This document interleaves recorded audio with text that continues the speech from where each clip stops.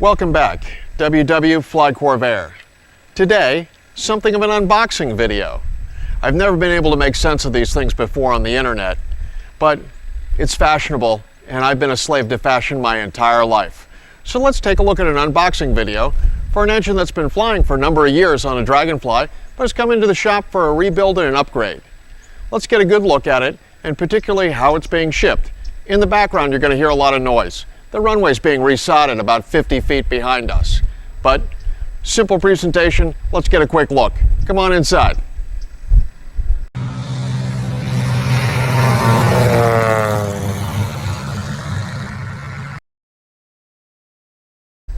Okay, my first unboxing video.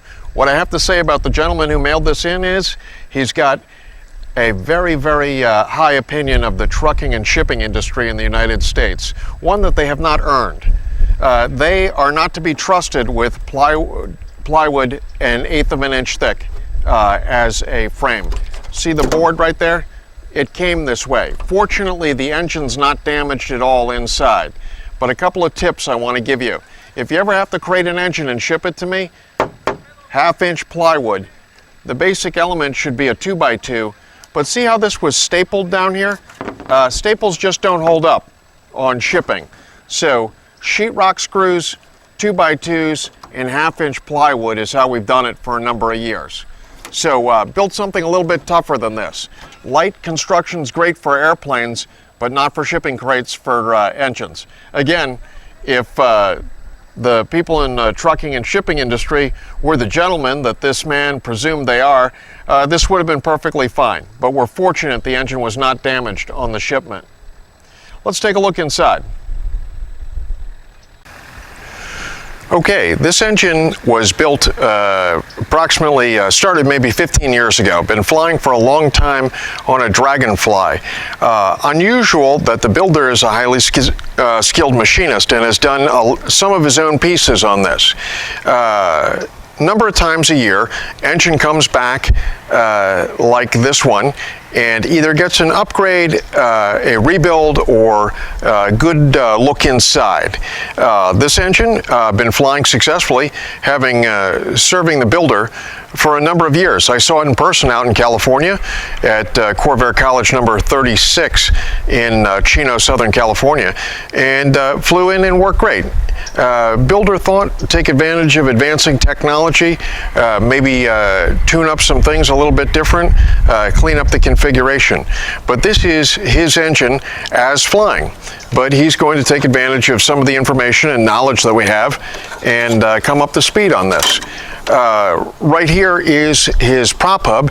As I said, he's a machinist. He manufactured this himself. Ring gear is a little bit different than we use. Starter is a variation on our older style starters. That right there is a tach sensor, sort of a bigger one, not traditionally how we do everything. Let's take a look right there.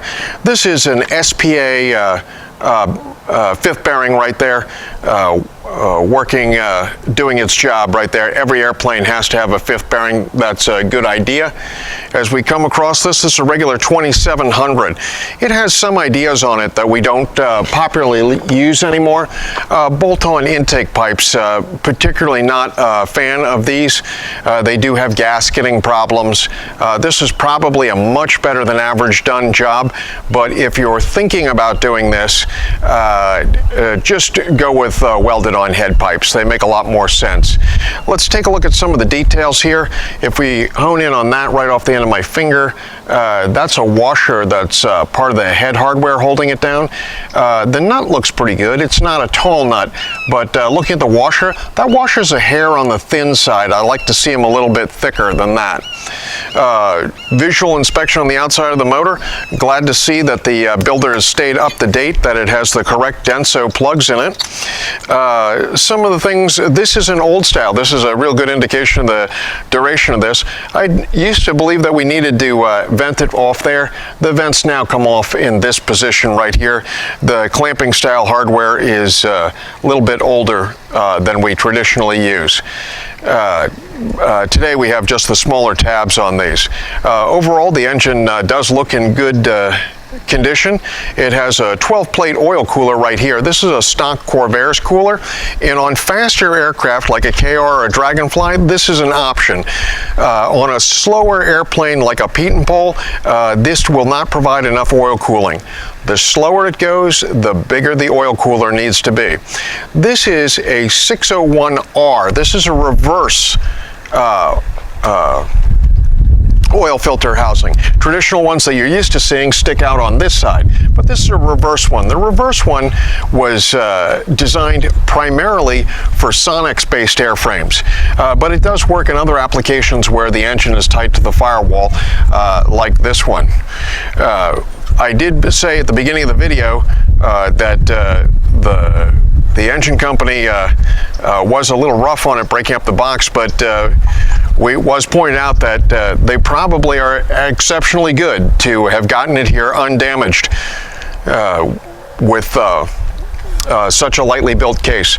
Let's take a look at this right here. This is a big no-no. Two of them right here that I want to look at. Right there off the end of my fingertip.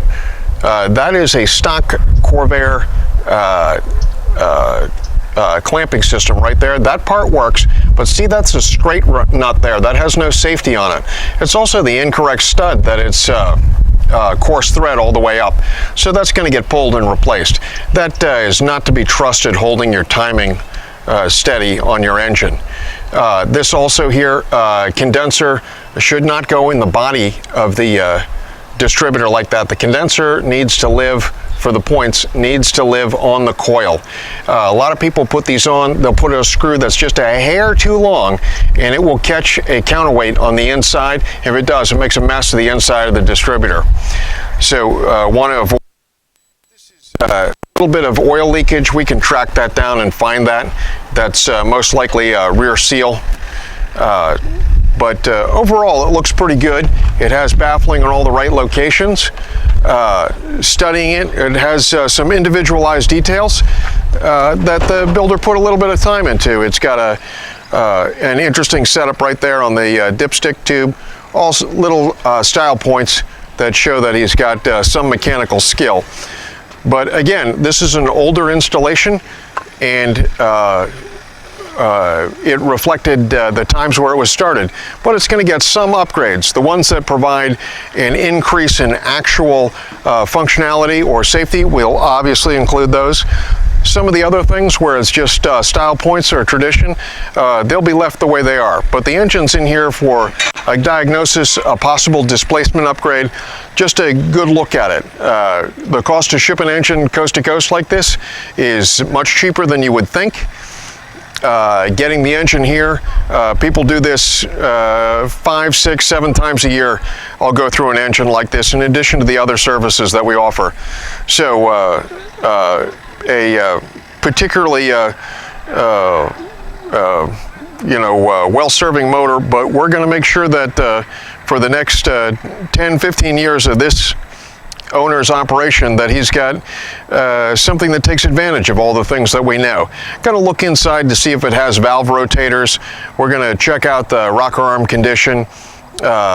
Probably going to give it a good test before we dig into it too much. I have his operational data.